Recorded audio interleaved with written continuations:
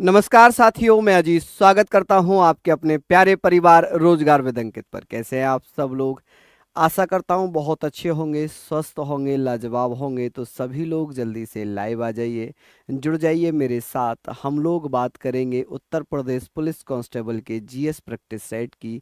और आज हम लोग महत्वपूर्ण, जैसे हम डेली करते हैं, कल वाला जो मैं आपको लास्ट पेज देकर जाता हूं, आज मैं उसको स्टार्टिंग में ही कराता हूं। तो सभी लोग आ जाएंगे। और सर्दी आज बहुत ज़्यादा है, तो सर्दी से बचकर रहें, ठीक है। फैशन ना दिखाएं, टोपा मफलर जो भी आप पहनना चाहें वो पहने, लेकिन सर्दी से ज़रूर बचकर रहेंगे। राधे राधे, सभी को प्रणाम नमस्कार। तो आ जाइए आप सभी लोग।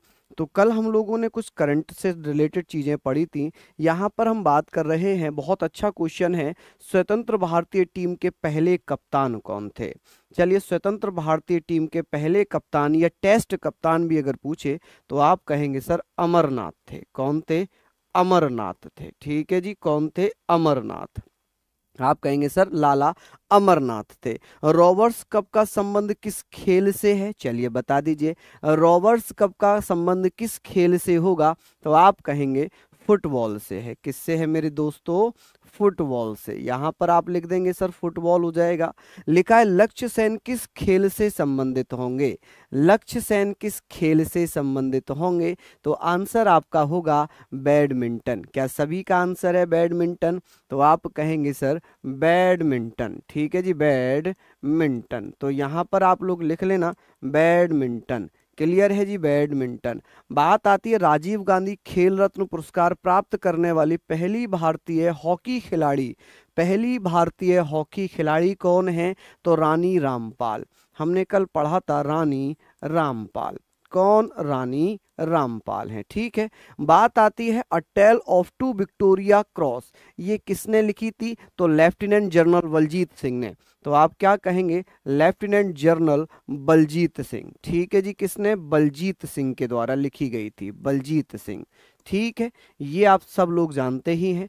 मधुशाला के लेखक कौन है? तो आप कहेंगे भैया जरा कमेंट करके बताओ किसके पिताजी हैं। कौन महानायक है, किसके पिताजी हैं? तो आप कहेंगे सर अमिताभ बच्चन के पिताजी हैं, हरिवंश राय बच्चन।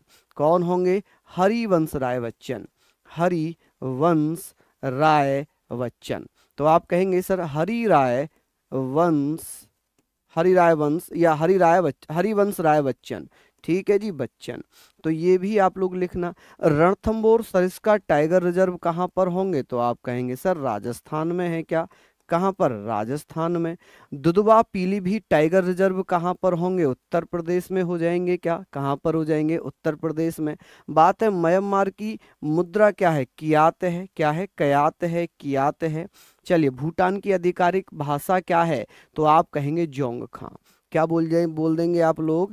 जोंगखा। ठीक है जी। तो ये सारी चीजें आप लोग लिख लेना। चलिए, बहुत बढ़िया, शानदार। ये मानकर चलना वर्दी वाले प्रश्न हैं, ये बहुत महत्वपूर्ण होंगे। अब हम आज के पहले प्रश्न की शुरुआत कर रहे हैं। मॉडर्न हिस्ट्री आपकी स्टार्ट हो चुकी है। इसमें लिखा हुआ है पहली डैन ईस्ट इंडिया कंपनी ने अपना परिचालन किस वर्ष शुरू किया था? अब डैन ईस्ट इंडिया कंपनी की बात हो रही है। देखिए, Dan east India company Bharat कब आती है? तो ये डैन कहाँ से आए थे? तो डेनमार्क से भारत आए थे। कब? 17 मार्च 1616 में। ये कहाँ से आते हैं? तो मैं बात करता हूँ डैन ईस्ट इंडिया कंपनी की। ये कहाँ से आती है? डेनमार्क से। कहाँ से? डैन ईस्ट इंडिया कंपनी कहाँ से आती है?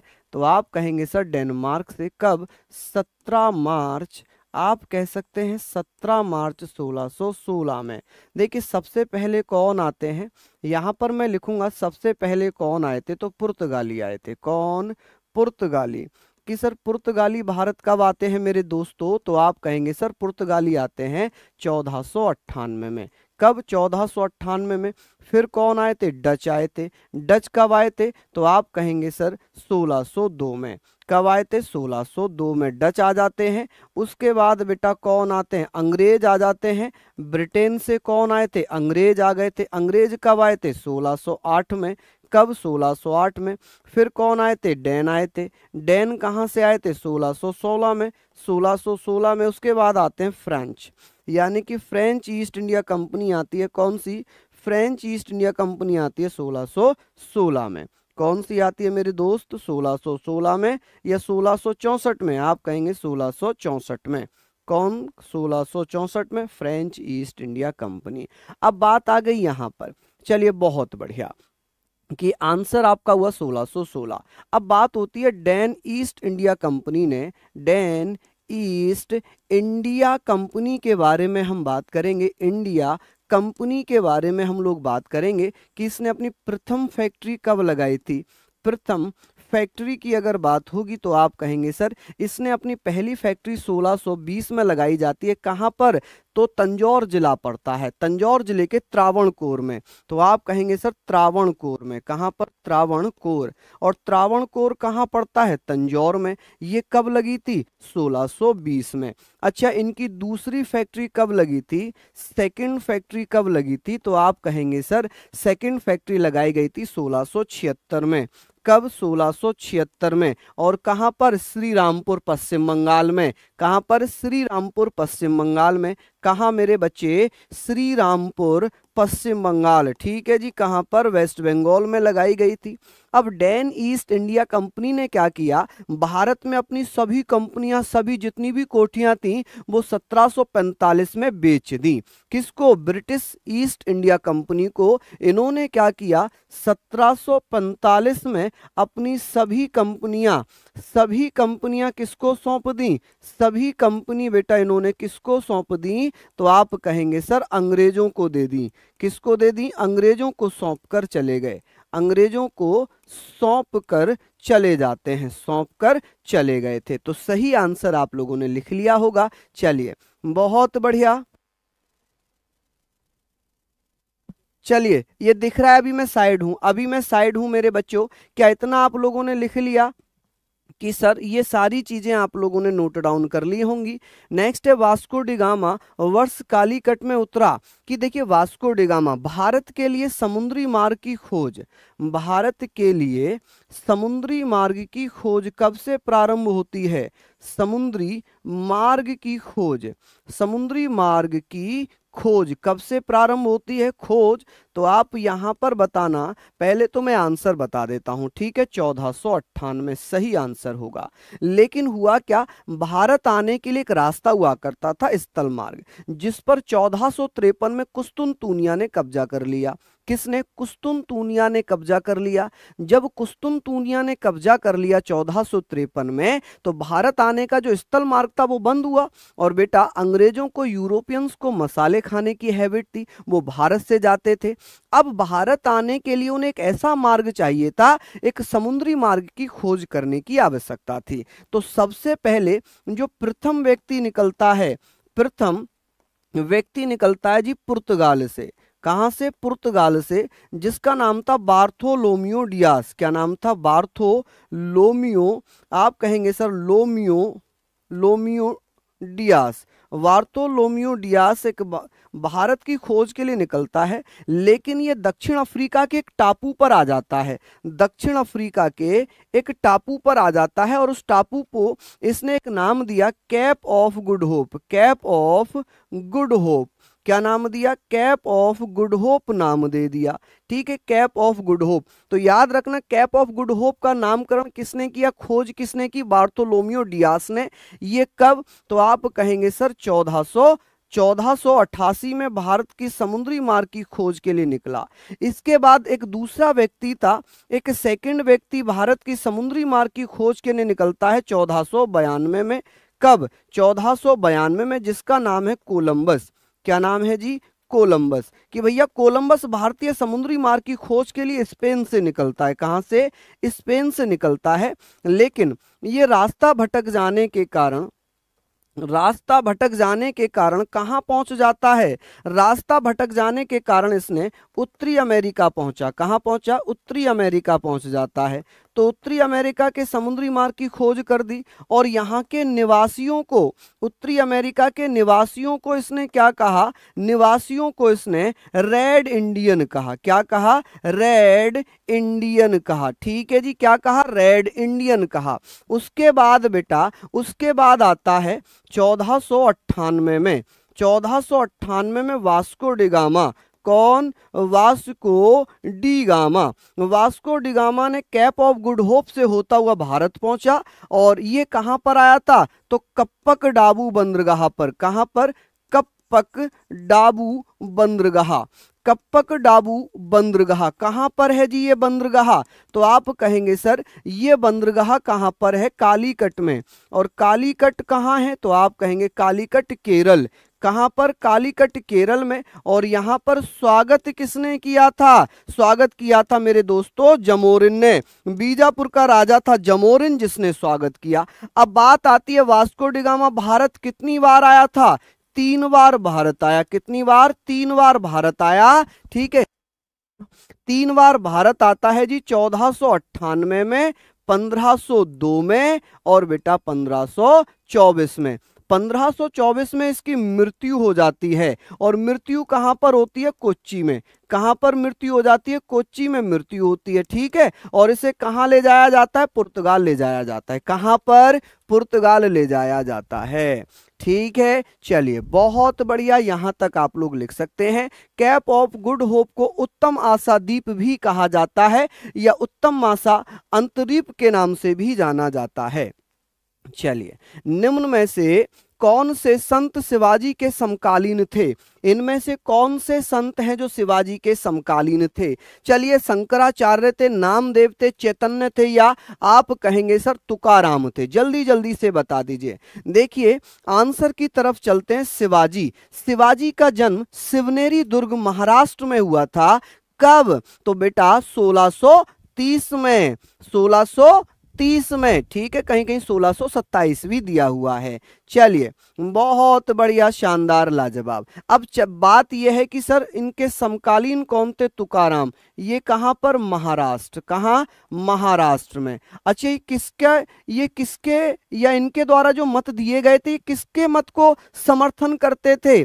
कौन से मत का समर्थन करते थे? तो तुकाराम बेटा बारकरी मत के अनुयायी थे। बारकरी, यहां पर बारकरी मत, तो वारकरी मत इन्होंने दिया। चैतन्य की बात करते हैं। चैतन्य ये बंगाल में, कहां पर? बंगाल से संबंधित हैं। बंगाल में इन्होंने किस मत को फैलाया था? तो इन्होंने बेटा वैष्णव मत के अनुयायी थे। किसके? वैष्णव मत के अनुयायी थे। वैष्णव मत। ठीक है, वैष्णव मत को। नामदेव की बात करते हैं। नामदेव बेटा आप कहेंगे महाराष्ट्र में थे।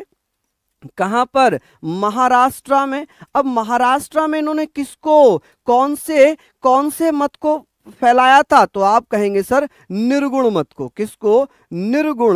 निर्गुण मत का प्रचार किया। और शंकराचार्य पूरे भारत में, ये तो संपूर्ण भारत से ही संबंधित हैं, और संपूर्ण भारत में इन्होंने अद्वैतवाद को, किसको? अद्वैतवाद को। आप कहेंगे सर अद्वैतवाद को फैलाया। ये अद्वैतवाद के मत प्रवर्तक थे। ठीक है जी, यहां तक आप लोग लिख रहे हैं या नहीं? यहां तक आप लोग लिख रहे हैं या नहीं? जल्दी से इसका एक स्क्रीनशॉट लीजिएगा। चलिए, बहुत बढ़िया, शानदार, लाजवाब। ठीक है मेरे बच्चे, यहां पर हम लोगों ने पढ़ लिया। सारी चीजों को एक एक करके आप स्क्रीनशॉट ले लें, ये भी ले लीजिए। चलिए आगे चलते हैं कि रानी लक्ष्मीबाई का विवाह झांसी के निम्नलिखित में से किस राजा से हुआ था? शिवराव से, दामोदर राव से, बाजीराव द्वितीय से या गंगाधर राव से? चलिए बता दीजिए। बात आती है कि भैया किसके साथ? तो इनसे तो हुआ नहीं, इनसे नहीं हुआ, इनसे नहीं हुआ, इनके साथ हुआ था। गंगाधर राव नावेलकर। गंगाधर राव नावेलकर या नेवालकर इनका नाम था। इनका पूरा नाम क्या है? देखिए, जिस समय रानी लक्ष्मीबाई का विवाह हुआ था उस समय इनकी उम्र कितनी थी? विवाह, तो ये विवाह हुआ था 14 वर्ष की आयु में। कितने वर्ष की आयु में? 14 वर्ष की आयु में इनका विवाह हो जाता है। कब? तो आप कहेंगे सर इनका विवाह 1842 में हो जाता है। तो रानी लक्ष्मीबाई का जन्म कब हुआ था? जन्म आप कहेंगे सर 1828 में इनका जन्म होता है। कहां पर? काशी में। कहां पर? काशी में। तो आप बता देंगे काशी, काशी में। ठीक है, काशी, जिसको वर्तमान में वाराणसी कहते हैं। क्या कहते हैं? वाराणसी कहते हैं। तो आप कहेंगे सर वाराणसी में। कहां पर? वाराणसी। क्लियर है जी। अब बात ये आती है कि सर इन्होंने बच्चे को जन्म कब दिया? इनका जो बेटा था, इनका बेटा कब हुआ था? तो बेटा होता है जी 1851 में। 1851 में बेटा होता है और उसका नाम क्या है? इनके बेटे का नाम क्या था? तो आप लोग क्या कहेंगे कि सर इनके बेटे का नाम था दामोदर राव। क्या नाम था मेरे दोस्तों? दामोदर राव। ठीक है, दामोदर राव। ठीक है, हाँ जी। सर ये क्लास कितने बजे चलती है? बेटा डेली चलती है शाम को 7 बजे। डेली क्लास चलती है शाम को 7 बजे। ठीक है, चलिए आगे। निम्नलिखित में से कौन सी प्रणाली भारत में ब्रिटिश साम्राज्य के दौरान भूमि राजस्व प्रणाली से संबंधित नहीं थी? जल्दी जल्दी से बता देंगे। क्या रैयतवाड़ी थी? रैयतवाड़ी व्यवस्था बेटा कब स्टार्ट हुई थी? 1820 में। हालांकि इसका प्रारूप कब आता है? इसका प्रारूप ऑलरेडी पेश कर दिया गया था। जिसकी मैं बात करूंगा, एक कर्नल थे, कर्नल रीड। कौन थे बेटा? कर्नल रीड के द्वारा। किसके द्वारा? कर्नल रीड द्वारा पेश किया गया था 1792 में। ठीक है जी। लेकिन इसको लागू किया गया थॉमस द्वारा। कब? तो 1820 में। दस्तक इसका सही आंसर होगा। महलवाड़ी 1822 में स्टार्ट होती है। और महलवाड़ी का जो जनक कहा जाता है, जनक, वो जनक कौन है? तो आप कहेंगे सर हॉल्ट मैकेंजी। कौन? Holt Mackenzie. यहां पर आप लिखना हॉल्ट मैकेंजी। अच्छा, जमींदारी प्रथा, स्थायी प्रथा, जिसे 1793 में स्टार्ट किया जाता है, किसके द्वारा? कार्नवालिस के द्वारा। किसके द्वारा? कार्नवालिस द्वारा स्टार्ट किया जाता है। कार्नवालिस को पुलिस प्रशासनिक व्यवस्था का जनक भी कहते हैं। क्या कहते हैं जी इसको? तो आप कहेंगे सर इसको पुलिस प्रशासनिक व्यवस्था का जनक कहा जाता है। पुलिस प्रशासनिक व्यवस्था का जनक कहा जाता है। व्यवस्था का जनक कहा जाता है। क्या कहा जाता है? जनक कहते हैं।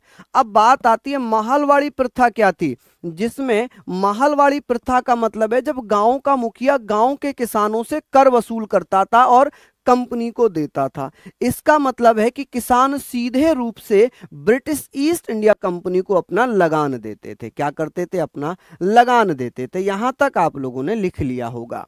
चलिए बहुत बढ़िया, शानदार। आगे चलते हैं। बाल विवाह अवरोध अधिनियम 1929 को निम्नलिखित में से निम्नलिखित किस अन्य नाम से भी जाना जाता है जी? तो आप कहेंगे बाल विवाह अवरोध अधिनियम 1929। अजमेर के एक मास्टर थे। अजमेर के एक मास्टर थे। चलिए बहुत बढ़िया। चलिए हम लोग बात कर रहे हैं, हम लोग बात कर रहे हैं। चलिए बहुत बढ़िया, शानदार, लाजवाब। बेटा बेटा ही तो, अगर आप किसी को गोद ले रहे हो, आप किसी को गोद ले रहे हो, तो वो क्या बेटा नहीं कहलाएगा? मान लीजिए मैंने किसी को गोद ले लिया, मैंने किसी को गोद ले लिया, वो मेरा बेटा नहीं होगा? तो वो बेटा ही तो माना जाता है। अगर मैंने अपना उत्तराधिकारी किसी को लिया है, किसी को बनाया है, 1851 में जो गोद लिया था या बेटा था, तो था तो बेटा ही बेटा है। कैसी बात कर रहे हो? क्या बेटा नहीं होगा वो उसका? है बताओ, वो बेटा ही तो होगा। अब दत्तक पुत्र कह लो या गोद लिया हुआ बेटा कह लो या बेटा कह लो या पुत्र कह लो। ठीक है, चलिए हम बात कर रहे हैं यहां पर। अगर मैं बात कर रहा हूं तो आप कहेंगे सर हाँ जी। अब आप चाहते हो कि मैं दत्तक लिखूं तो आप दत्तक लिख लेना बेटा, कि दत्तक बेटा था, 1851 में लिया गया था। ठीक है, चलिए तो हम बात कर रहे हैं कि इसको हरविलास शारदा, किसके द्वारा? आप कहेंगे हरविलास शारदा। कौन? हरविलास शारदा।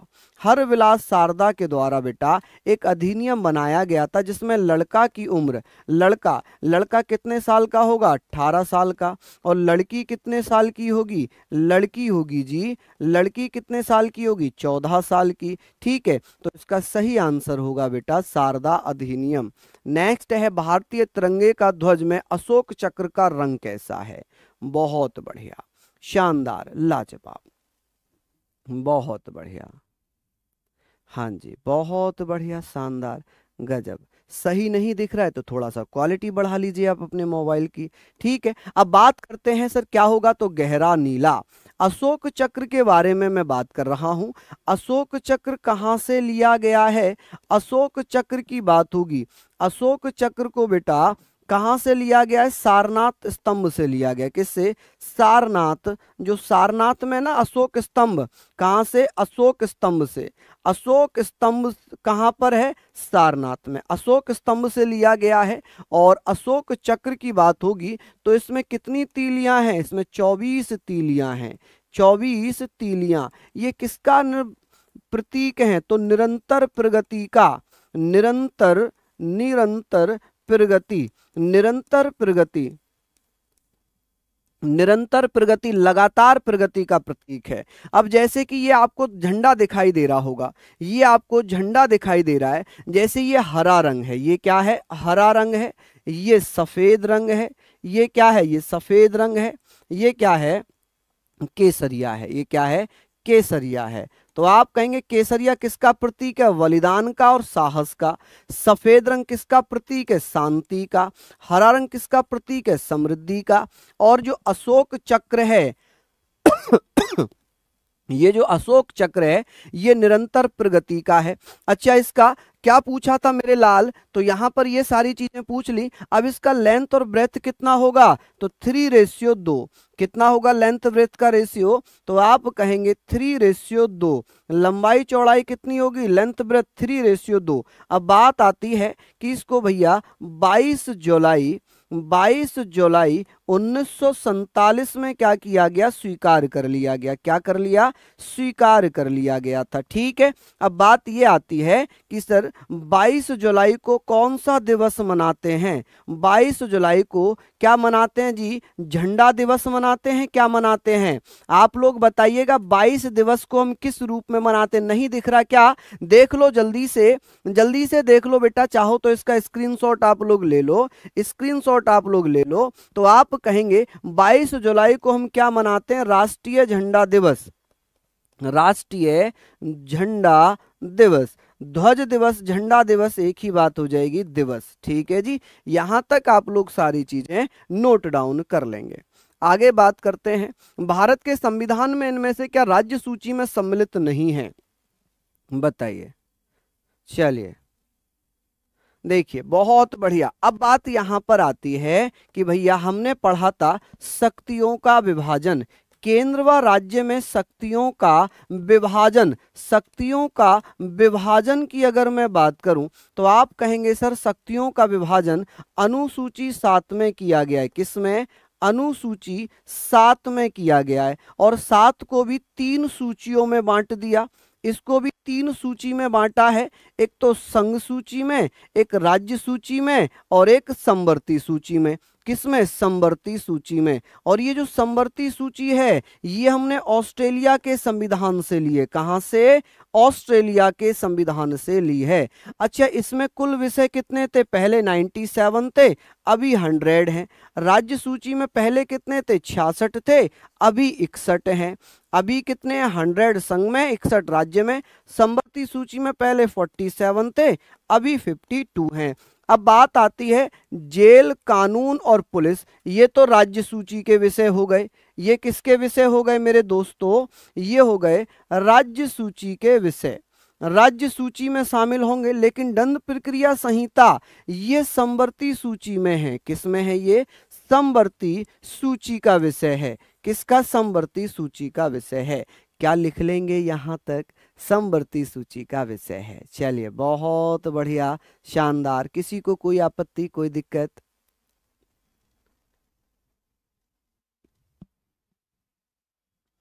गणेश कन्नौजिया जी, कोई दिक्कत हो गई होगी उसमें, कोई समस्या नहीं है। आप अपना नंबर दीजिए, हम खुद आपसे कांटेक्ट कर लेंगे, हमारी टीम आपसे कांटेक्ट करेगी। इनका नंबर ले लो भाई, गणेश कन्नौजिया जी का। ठीक है, इनका नंबर लो और इनकी जो भी समस्या है। देखिए, आप अगर परेशान हैं तो ये मानिए हम परेशान हैं। आपको परेशान होने की आवश्यकता नहीं है। सर ये क्लास डेली कितने बजे चलती है? बेटा ये डेली क्लास चलती है 8 बजे। कितने बजे चलती है? 7 बजे, माफी चाहूंगा, 7 बजे। 7 बजे ये क्लास चलती है। ठीक है जी, देखो गणेश जी का नंबर ले लिया। ठीक है, आगे हम लोग बात करते हैं भारत की संसद द्वारा हिंदू विवाह अधिनियम कब लागू किया गया है। हिंदू विवाह अधिनियम कब लागू किया गया है। चलिए बहुत बढ़िया, शानदार, लाजवाब। हाँ जी, बहुत बढ़िया। आगे बताइए, इसका सभी बच्चे क्या क्या आंसर दे रहे हैं। तो आप कहेंगे सर इसका सही आंसर क्या हो जाएगा, आप कहेंगे 1955 में। अच्छा, हिंदू विवाह में कौन कौन शामिल हैं। हिंदू की बात करूं तो इसमें बौद्ध शामिल किए गए हैं, बौद्ध इसमें शामिल किए गए हैं, जैन इसमें शामिल किए गए हैं, और जैन इसमें शामिल हो गए, सिख इसमें शामिल हो गए, सिख इसमें शामिल हो गए। अच्छा, बात करते हैं सर इसमें विवाह के साथ साथ, विवाह के साथ साथ तलाक का भी प्रावधान है, तलाक का भी प्रावधान किया गया है। चलिए नेक्स्ट है, निम्नलिखित में से कौन सा कथन गलत है। भारत के संविधान के अनुच्छेद 61 में राष्ट्रपति का महाभियोग की प्रक्रिया का वर्णन किया गया है। महाभियोग प्रस्ताव संसद के किसी भी सदन में प्रस्तुत किया जा सकता है। महाभियोग प्रस्ताव सदन के कुल सदस्यों के 2/3 से अधिक बहुमत द्वारा पारित हो।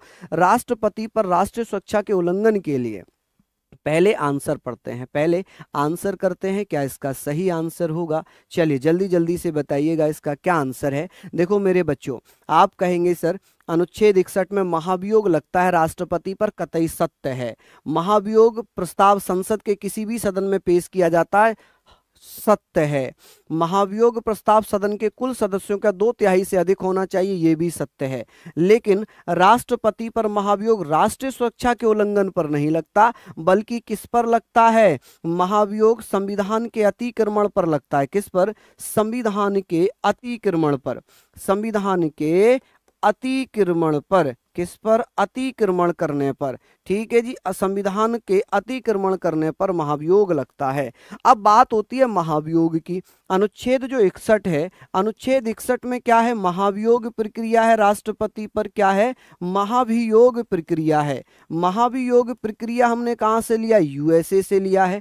अब इसे लोकसभा में यदि पेश किया गया है, लोकसभा में कैसे पेश किया जाएगा, पेश करने के लिए लोकसभा के कुल सदस्यों का 1/4 भाग सदस्यों का क्या होना चाहिए, हस्ताक्षर होना जरूरी है। क्या होना जरूरी है, हस्ताक्षर। यहां से पास होगा, यहां से बेटा पेश हो जाएगा, क्या हो जाएगा, पेश। फिर यहां पर पास करने के लिए 2/3 बहुमत से अधिक होना चाहिए, 2/3 बहुमत होना चाहिए। क्या होना चाहिए, 2/3 बहुमत होना जरूरी है। 2/3 बहुमत हो, और उसके बाद फिर ये कहाँ जाएगा, राज्यसभा में जाएगा।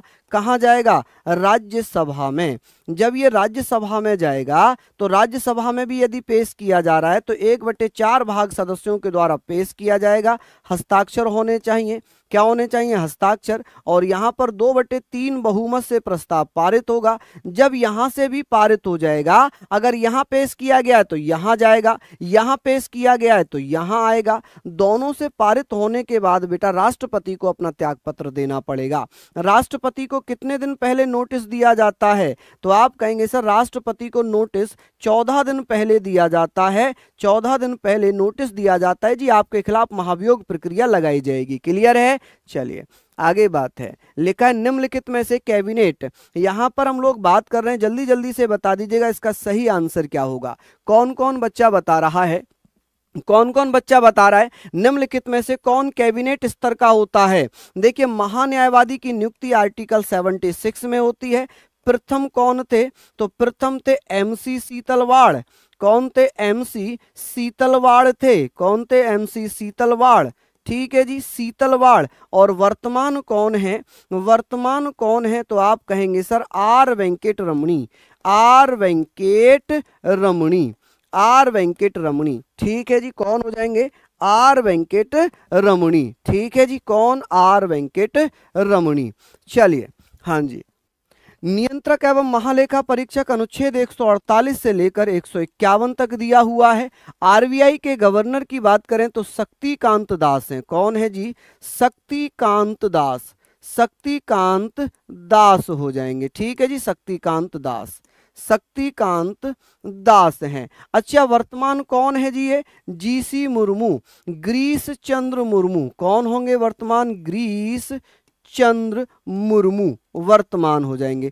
पहले कौन थे बेटा? B Narhari Rao, B Narhari Rao, V Narhari Rao. ये कौन थे? ये प्रथम थे। और ये कौन है? ये वर्तमान है, ये वर्तमान है। तो विपक्ष का नेता कैबिनेट मंत्री के बराबर होता है, कैबिनेट स्तर का होता है विपक्ष का नेता।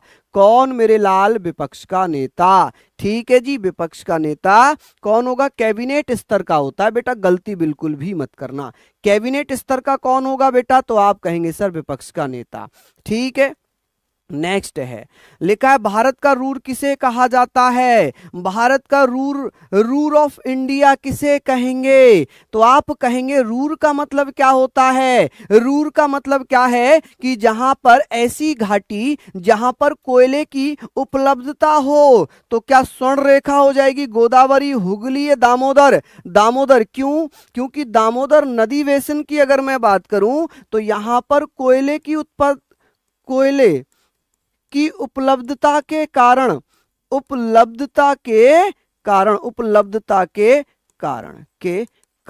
क्लियर है? यहां तक आप लोग लिख लेंगे जी। चलिए अब बात करेंगे सर दामोदर को किसका? तो आप कहेंगे सर बंगाल का शोक कहा जाता है, बंगाल का शोक कहा जाता है, बंगाल का शोक। अच्छा, ये किसकी? हुगली की सहायक नदी है। अच्छा, नेपाल और बिहार का, नेपाल एवं बिहार का शोक किसे कहते हैं? नेपाल और बिहार का शोक किसे कहा जाता है? जल्दी से बताइएगा।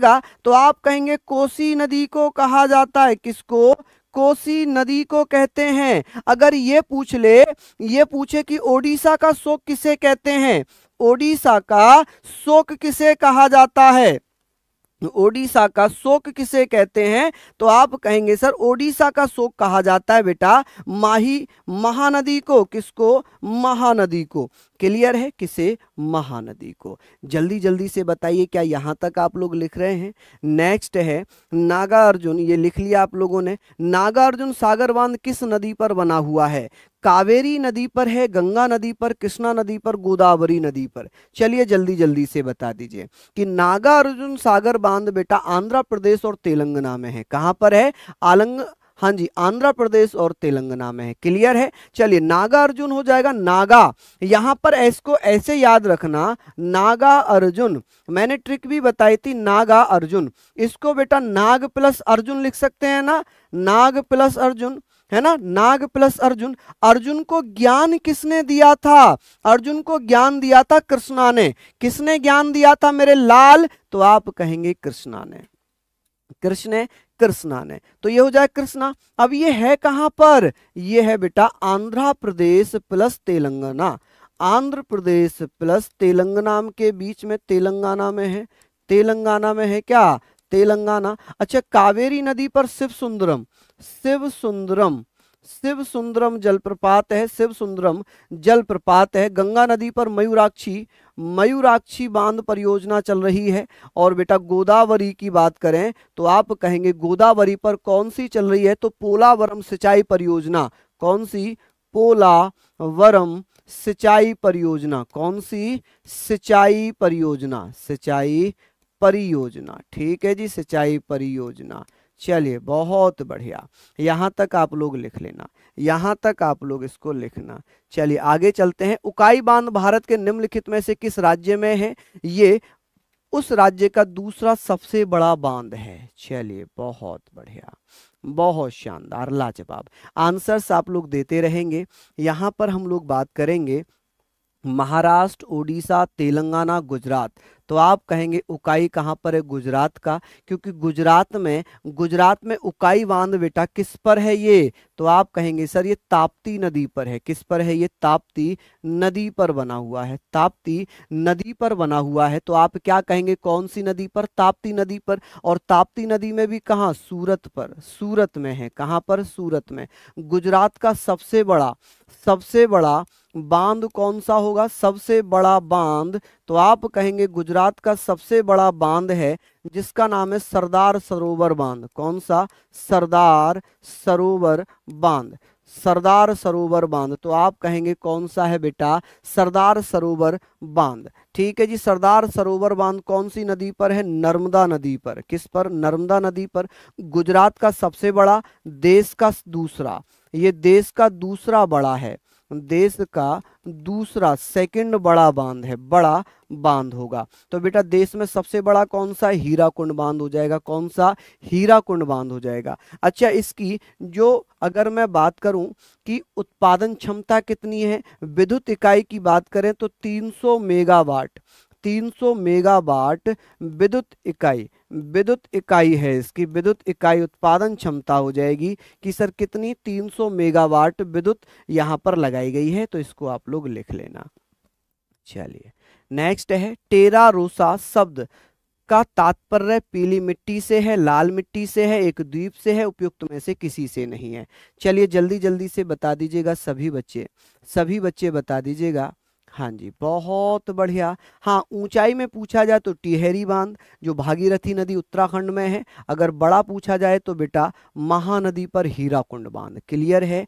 चलिए बहुत बढ़िया, शानदार। तो आप कहेंगे सर ये लाल मिट्टी से संबंधित है, और लाल मिट्टी कैसे बनती है? तो आप कहेंगे लाल किले मृदा भी इसको बोलते हैं, लाल किले मृदा, लाल किले मृदा। अब बात ये आती है कि सर ये इसका निर्माण कैसे है?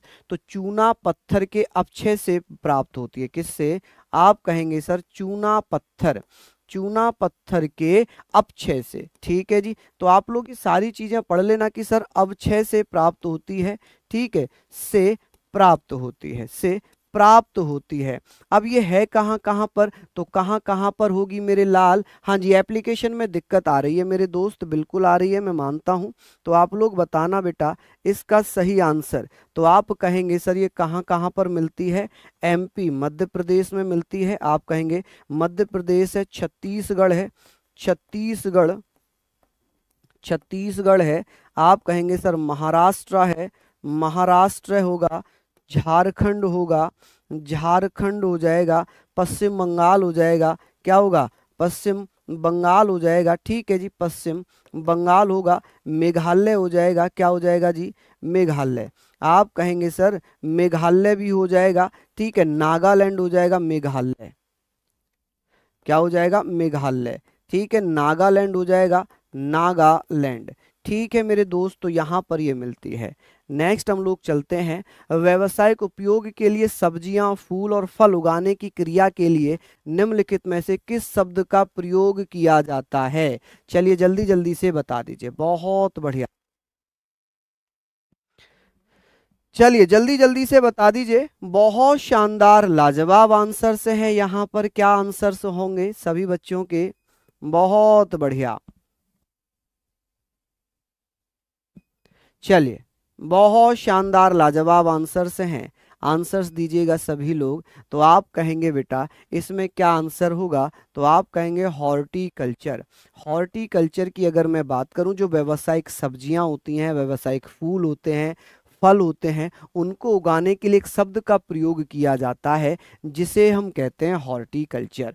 ठीक है जी। चलिए अब बात करेंगे अर्बोरिकल्चर में क्या होता है जी। इसमें वृक्षों, झाड़ियों, झाड़ियों, सजावटी पौधों का अध्ययन किया जाता है, पौधों को उगाया जाता है। पिसीकल्चर में बेटा मछलियों का उत्पादन होता है, मछली उत्पादन से संबंधित है, मछली उत्पादन से संबंधित हो जाएंगे। और ये वर्मी कल्चर केंचुआ, ये किससे? केंचुआ उत्पादन से संबंधित होंगे, केंचुआ उत्पादन से संबंधित हैं। किससे? केंचुआ उत्पादन से संबंधित हैं। ठीक है जी। चलिए नेक्स्ट है, लिखा निम्न में से बैंक और उसके उद्देश्य का कौन सा संयोजन सही है?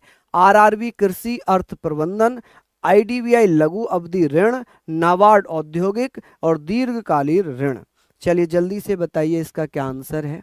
कौन कौन बता रहे हैं कि भैया इनमें कौन सा सही होगा? कौन कौन बच्चे बता रहे हैं कि इनमें कौन सा सही है? ये तो गलत है क्योंकि इसमें पूरा नहीं है। ये औद्योगिक है, ये औद्योगिक है, यहाँ पर सही होगा आरआरबी, जैसे नाम से ही पता चल रहा है, regional rural bank, regional rural bank, ठीक है, फुल फॉर्म है। अब बात आती है सर इसकी स्थापना कब की गई थी, तो आप कहेंगे सर 2 अक्टूबर 1975 में इसकी स्थापना की जाती है। 2 अक्टूबर 1975 में इसकी क्या की गई, स्थापना की जाती है।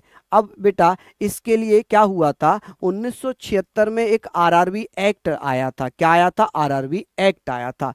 अब इसकी स्थापना कब होती है, आप कहेंगे 1 जुलाई 1964 में। हालांकि ये क्वेश्चन मैंने एक बार ऑलरेडी आपको करा रखा है। नाबार्ड की अगर मैं बात करूं, आप कहेंगे सर 12 जुलाई 1982 में, 12 जुलाई 1982 में हो गई। चलिए बहुत बढ़िया, यहां पर आप लोगों ने इसको लिखा।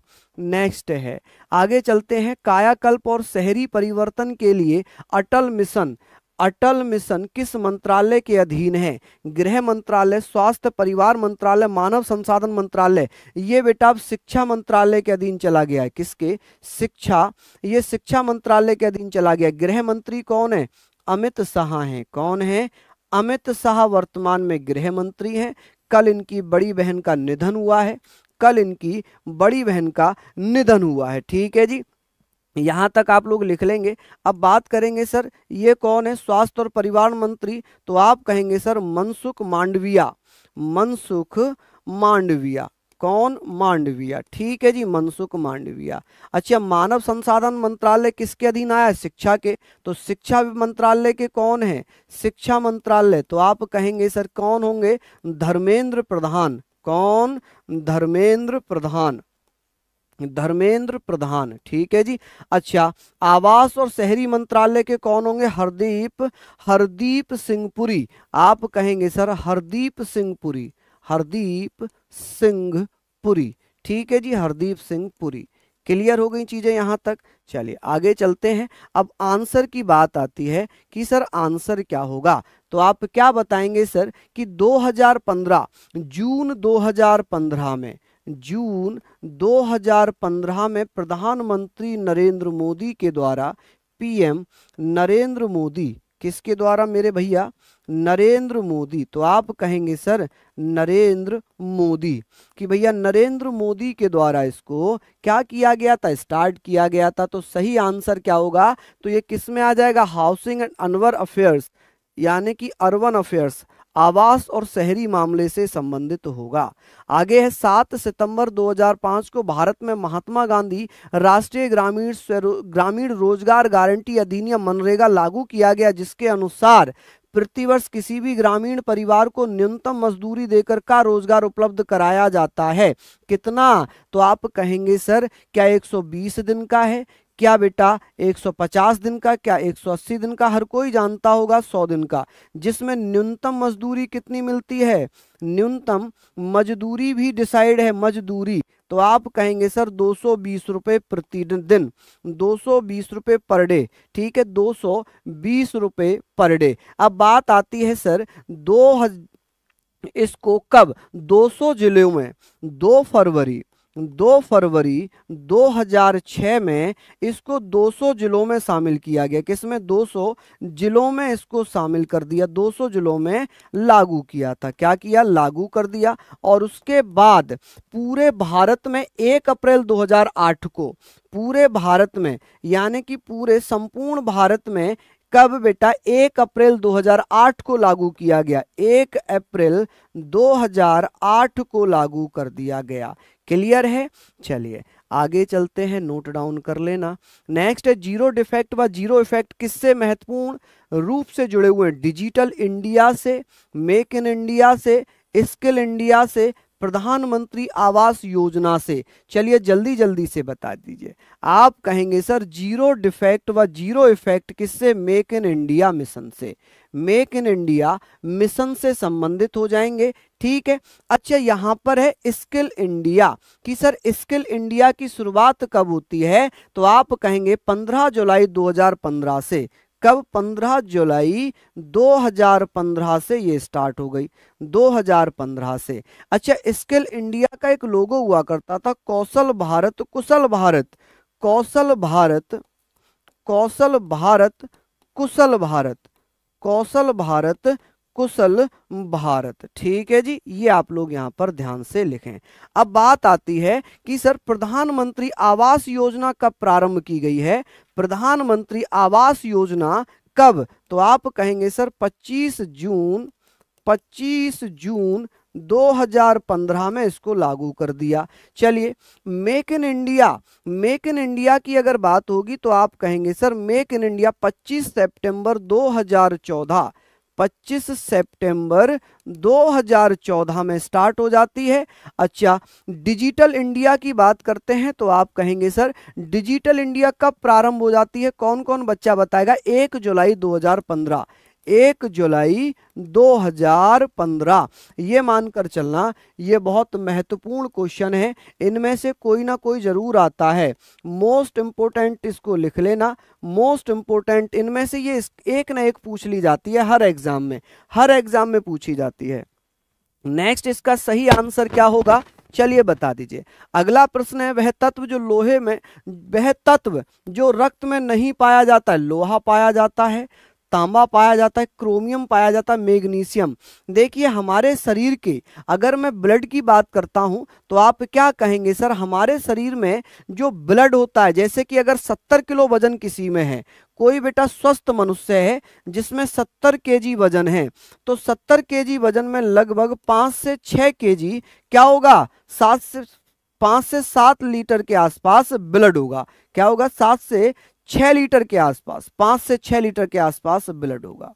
70 केजी के स्वस्थ व्यक्ति में 5 से 6 लीटर ब्लड होगा। ठीक है, तो उसमें मैग्नीशियम भी होता है, तांबा, लोहा, लेकिन क्रोमियम नहीं होगा, उसमें क्रोमियम नहीं होगा। अब बात करते हैं रक्त समूह की, कि सर ये बताइए रक्त समूह का आविष्कार किसने किया था? खोज किसने की थी? रक्त समूह, तो रक्त समूह की खोज कौन करते हैं? खोज किसने की थी? लैंडस्टीनर ने। तो कार्ल लैंडस्टीनर है, चार्ल्स लैंडस्टीनर है, कौन है? तो जल्दी जल्दी से बता दीजिए मेरे दोस्त, क्या इसका सही आंसर आप लोगों के माध्यम से आ रहा है? तो आप कहेंगे बेटा, चलिए, तो आप कहेंगे सर 1900 में किसके द्वारा? Karl Landsteiner, Karl Landsteiner. ठीक है जी, स्टीनर के द्वारा खोज की जाती है, खोज की जाती है। सर्वदाता किसे कहते हैं? सर्वदाता कौन सा होता है? सर्वदाता होता है ओ ग्रुप। और सर्वग्राही जो किसी का भी खून ले सकता है, ब्लड ले सकता है, सर्वग्राही आप कहेंगे AB। कौन सा? AB। चलिए आगे चलते हैं यहां पर। अच्छा, ब्लड का पीएच मान बताइए, ब्लड का पीएच मान बताइए, पीएच वैल्यू कितनी होती है? 7.4 से लेकर 7.9 तक, 7.4 से लेकर 7.9 तक। नेक्स्ट है रक्त समूह ओ कहलाता है, अभी मैंने बताया कि सर्वदाता सार्वजनिक दाता कहलाता है, और बेटा सर्वग्राही अभी बता ही दिया AB। इंसुलिन एक प्रकार का है, क्या है जी? नमक है, विटामिन है, एंजाइम है, हार्मोन्स है। क्या है? जल्दी जल्दी से बता दो, इंसुलिन क्या होगा? इंसुलिन, देखिए इंसुलिन की खोज बेटा किसने की थी? 1921 में बेटिंग और वेस्ट ने की थी। किसके द्वारा? तो आप कहेंगे सर फेडरिक बेटिंग। किसके द्वारा बेटा? फेडरिक बेटिंग, बेटिंग एवं किसके द्वारा बेटा? 2 लोग थे, एक तो थे चार्ल्स बेस्ट। कौन थे? Charles best. ठीक है, द्वारा खोज हो जाती, ये एक प्रकार का हार्मोन्स है। क्या है? हार्मोन्स। विजयनगर शासकों तथा बीजापुर, गोलकुंडा और अहमदनगर की संयुक्त सेनाओं के बीच में तालीकोटा का युद्ध कब लड़ा गया? तालीकोटा का युद्ध कब लड़ा गया? रिपीट प्रश्न है, गड़बड़ मत करना। चलिए जल्दी से बताइए, है ना भैया? मैंने कई बार बता दिया, ये टाइम कितनी बार है? तो 7 बजे क्लास चलती है। अरे मेरे बच्चा, 7 PM डेली क्लास चलती है, ये 7 PM डेली क्लास होती है बेटा, 7 PM। ठीक है, तो आप कहेंगे दक्कन के राजाओं और विजयनगर के बीच ये युद्ध लड़ा गया था। ठीक है जी, अब इसमें यहां पर कि सर कब लड़ा गया था? 1665 में, इसको हमने ऑलरेडी पढ़ रखा है। हाल ही में कौन केंद्रीय औद्योगिक सुरक्षा बल CISF की पहली महिला पहली महिला प्रमुख बनी हैं। तो ये मैंने एक शॉर्ट बनाया था, इस पे मैंने एक शॉर्ट बनाया था, आई थिंक आपने पढ़ा होगा, वो शॉर्ट भी याद किया होगा कि भैया वो शॉर्ट क्या था, जल्दी जल्दी से बता दीजिए। आप कहेंगे सर बनीता गुप्ता थी, नीना सिंह थी, नीना सिंह है। और आप ये भी याद रखना सीआईएसएफ की पहली महिला नीना सिंह बनी है। अच्छा, यहां पर मैं बात कर रहा हूं सीआरपीएफ, सीआरपीएफ इसके महानिदेशक कौन बन गए हैं? वर्तमान में सीआरपीएफ के महानिदेशक कौन बने हैं? तो आप कहेंगे सर अनीस दयाल। कौन? अनीस दयाल। कौन बने हैं? अनीस दयाल वर्तमान में सीआरपीएफ के बने हैं।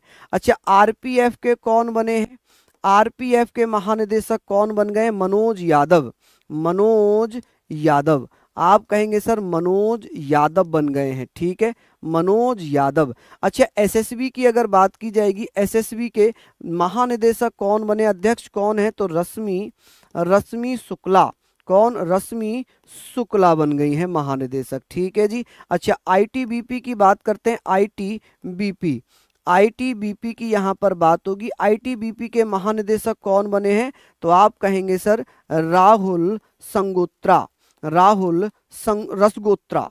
क्या नाम है? रसगोत्रा, ठीक है जी, रसगोत्रा नाम हो जाएगा। चलिए, और बीएसएफ की बात कर लें, बीएसएफ, बीएसएफ की बात करते हैं, बीएसएफ। तो आप कहेंगे sir BSF security, border security force. तो आप कहेंगे सर नीतीश अग्रवाल। कौन? नीतीश अग्रवाल। नीतीश अग्रवाल बन गए हैं, ठीक है, ये इंपॉर्टेंट है, इनको आप लोग लिखना।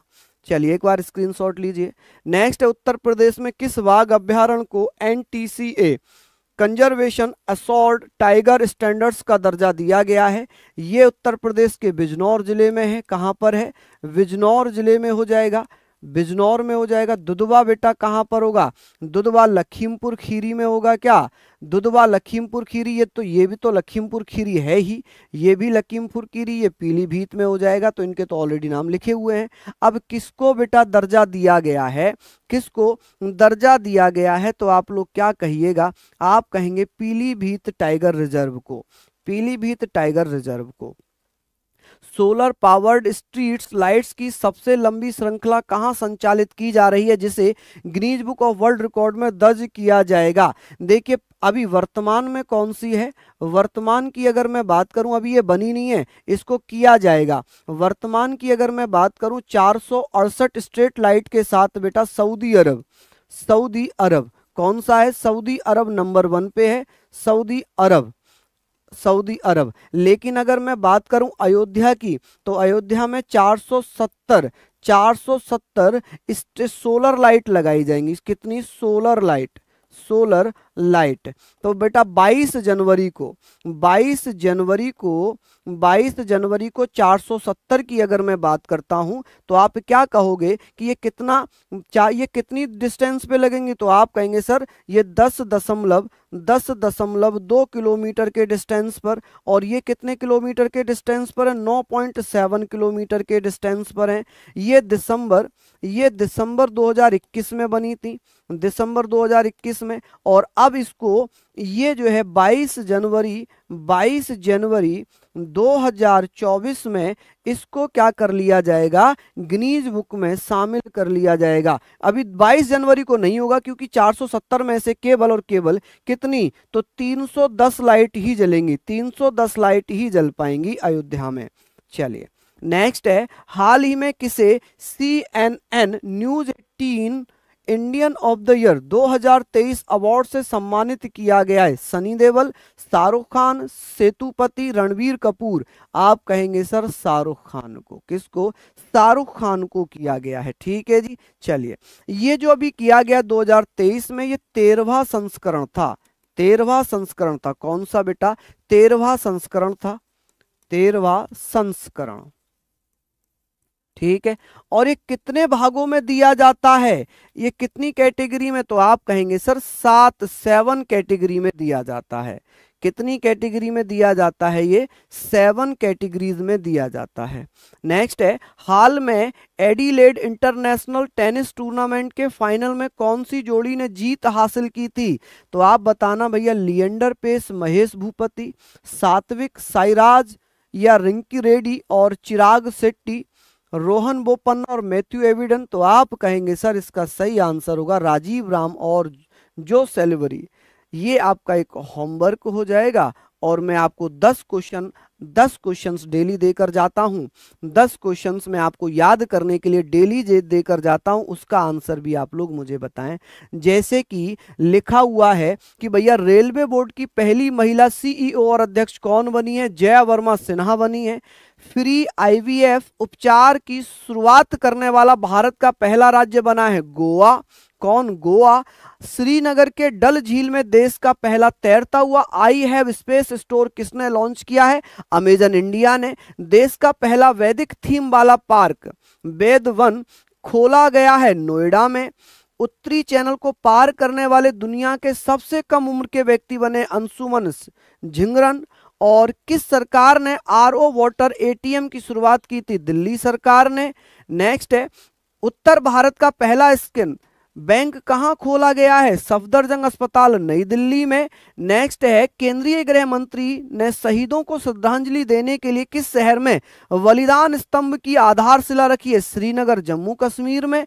विश्व के सबसे बड़े रामायण मंदिर विराट रामायण मंदिर का निर्माण किस राज्य में किया जा रहा है? पूर्वी चंपारण बिहार में। भारत का पहला राष्ट्रीय खेल विश्वविद्यालय किस राज्य में बनाया जा रहा है? तो मणिपुर में। कहां पर? मणिपुर में। चलिए इसको आप लोग देख लेना, मैं इसको थोड़ा सा जूम कर देता हूं, आप लोग इसको नोट डाउन जरूर कर लेना, एक इसका स्क्रीनशॉट ले लेना। इसका एक स्क्रीनशॉट आप ले लेना तो आपको अच्छे से ये सारी चीजें हो जाएंगी। और डेली शाम को 7 बजे आप लोग इस क्लास में मिला करो। अभी आपकी रीजनिंग की क्लास है, बेहतरीन तरीके से रीजनिंग की क्लास आपकी चल रही है, उसको भी आप लोग ले सकते हैं। तो सभी को बहुत बहुत धन्यवाद, नमस्कार। कमेंट करके जरूर बताना क्लास कैसी लगी और किसका कितना स्कोर रहा। तो जय हिंद, जय भारत।